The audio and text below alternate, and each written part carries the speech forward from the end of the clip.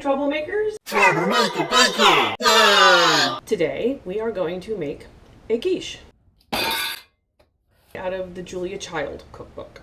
And we're going to follow the pie crust recipe out of the Tara O'Brady cookbook. I am no expert at making pie crust for sure. We'll just see how it turns out today.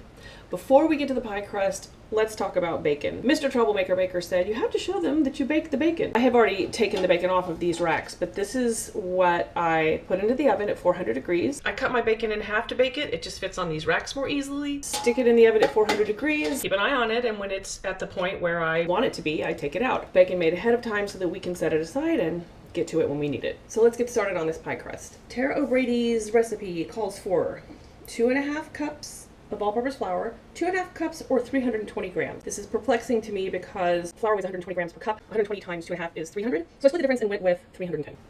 I mean, it's dough. You add flour in as you need it. This is my scale that I use. I've had it for a billion years. A teaspoon of salt, that's this. Salt.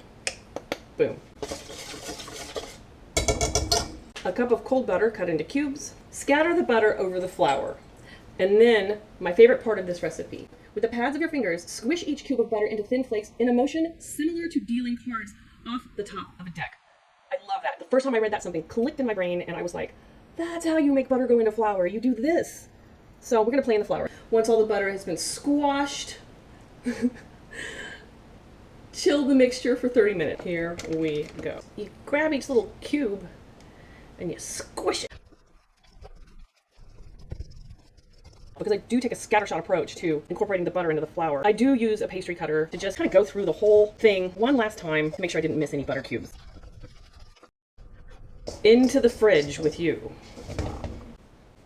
We're going to separate an egg. This is how I separate eggs. I just use my hands.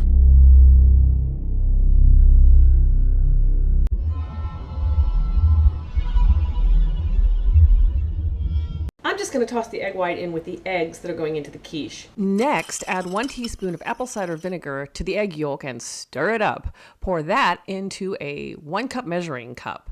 Then add enough ice cold water to make a total of 1/4 cup or 60 milliliters of liquid. And give it a stir. There we go. The flour and butter has been chilling for 30 minutes. So we drizzle the liquid over the dry, and then we start to sort of incorporate it together with a butter knife.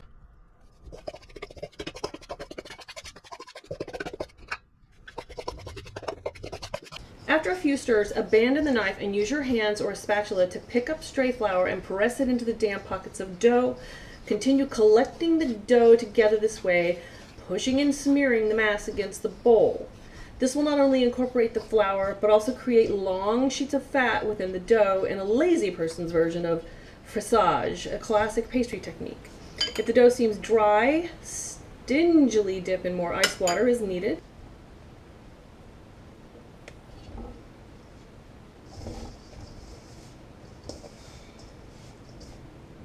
This is looking good to me.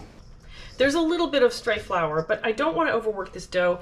And I don't want to make the dough dry. I think this will come together when it chills inside the saran wrap. This is ready to go into saran wrap. Okay, we want to make kind of a puck of dough, a big flat disc of dough. The kitchen's a little warm today too because I'm also making granola.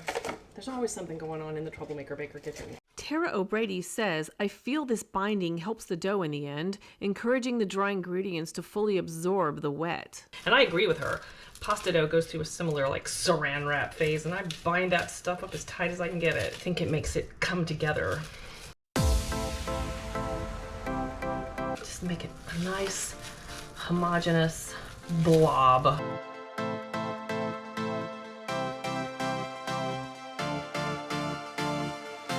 30 minutes into the fridge. Okay, it's been half an hour. Let's get the dough out of the fridge. Start by rolling the dough out into a long rectangle. You're gonna fold that into thirds like a letter. Turn it, roll it into a long rectangle again, and fold it into thirds again. Do that a third time, and then a fourth time. Divide the dough into half. This recipe makes 2 crusts. Rest it for 1 hour in the fridge for the crust you're going to use. The other crust can stay in the fridge for up to 2 days or in the freezer for up to a month.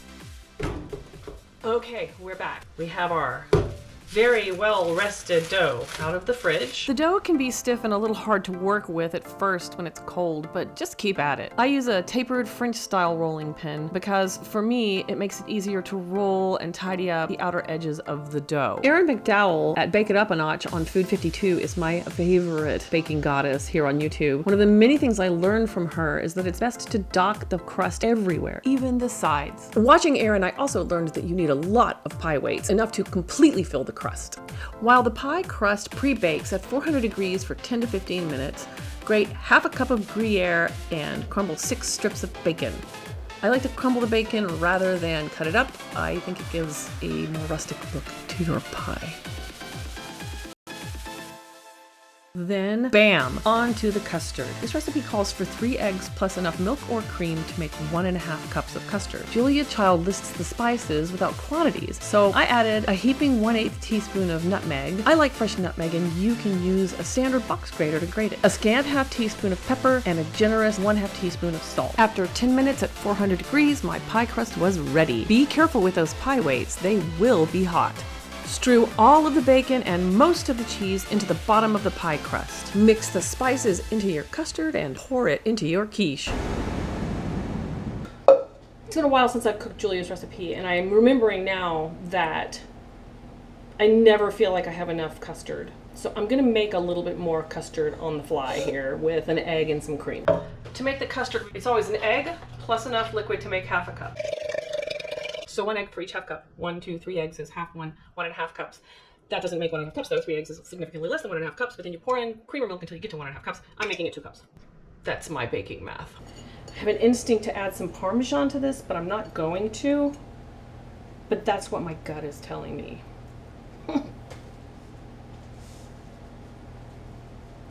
Into the oven.